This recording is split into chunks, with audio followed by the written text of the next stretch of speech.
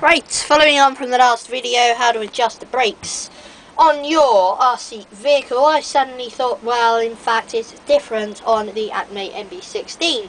So I thought I would just do another quick tutorial on how to adjust the brakes on Acme's NB16 small-scaled buggy.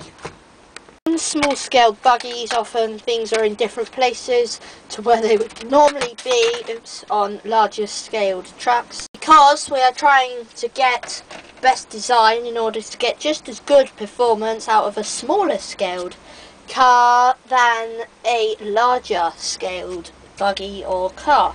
So, for example, the brakes on this buggy are in fact down there, and it is a different size brake pad as well.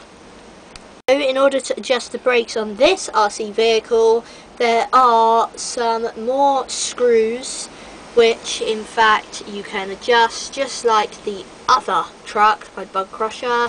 So the same thing applies. There are these screws here, there is one, and the other one is down there.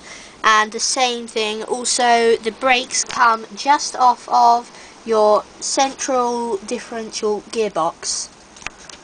To adjust the brakes on this vehicle, this is the default brake setting. This is the setting that will always be on no matter what the servo is doing. So to adjust these screws, turning them clockwise will tighten the brakes, therefore tighter wheel turning and more braking and less speed, and turning them counterclockwise will actually mean freer wheels and less braking.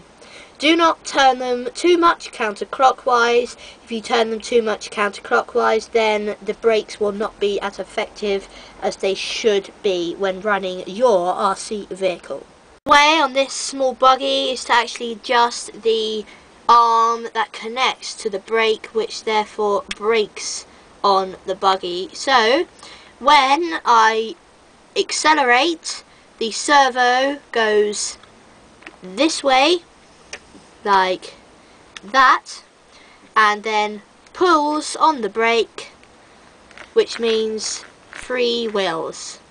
When I push on the brake, the servo goes this way round and then pushes on the brake, which locks the wheels nice and firmly. So that is the braking. The way you can actually adjust the brake is to adjust the throttle trim on your remote controller. If you turn the throttle trim down, that would mean more braking, and if you turn the throttle trim up, that would mean less braking and more speed.